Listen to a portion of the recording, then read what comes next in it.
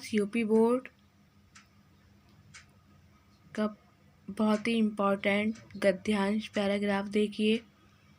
काशी के उत्तर में धर्मचक्र विहार मौर्य और गुप्त सम्राटों की कृति का खंडहर था। भगन चूड़ा तृण गुल्मों से ढके हुए प्राचीर ईंटों के ढेर में बिखरी हुई भारतीय शिल्प की विभूति ग्रीष्म की चंद्रिका में अपने को शीतल कर रही थी।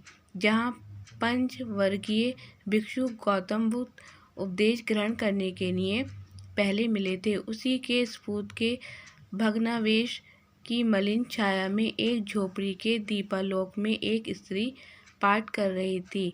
अन्य शिष्य चयंतु माँ यह जना परुपास्ते।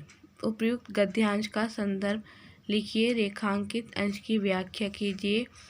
धर्मचक्र कहाँ स्थित था? अब देखिए, ये 10th क्लास यूपी बोर्ड ममता का सेकंड लेसन है।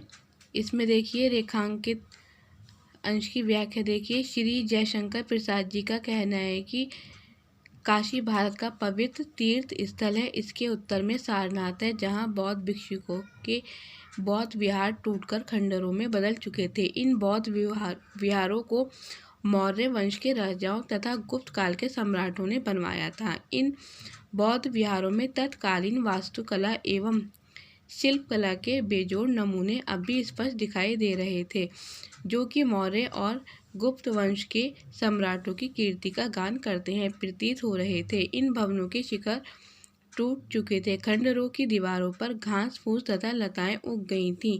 टूटी फूटी ईंटों के ढेर इधर उधर बिखरे हुए थे और इन ईंटों में बिखरी हुई पड़ी थी भव्य भारतीय शिल्पकला। ग्रीष्म ऋतु की शीतल चांदनी में ये उत्कृष्ट शिल्पकला अपने को शीतल कर रही थी।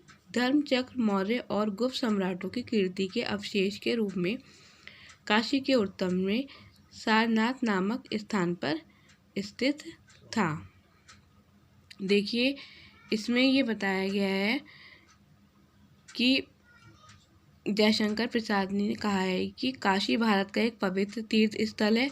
इसके उत्तर में सारनाथ है, जहाँ बौद्ध भिक्षुकों के बौद्ध विहार टूटकर खंडहरों में बदल चुके थे और इन बौद्ध विहारों के मौर्य वंश के राजाओं तथा गुप्त काल के सम्राटों ने बनवाया था। इन बौद्ध विहारों में तत्कालीन किसके नमूने दिखाई देते हैं? वास्तुकला के और शिल्प कला के स्पष्ट नमूने दिखाई दे रहे थे।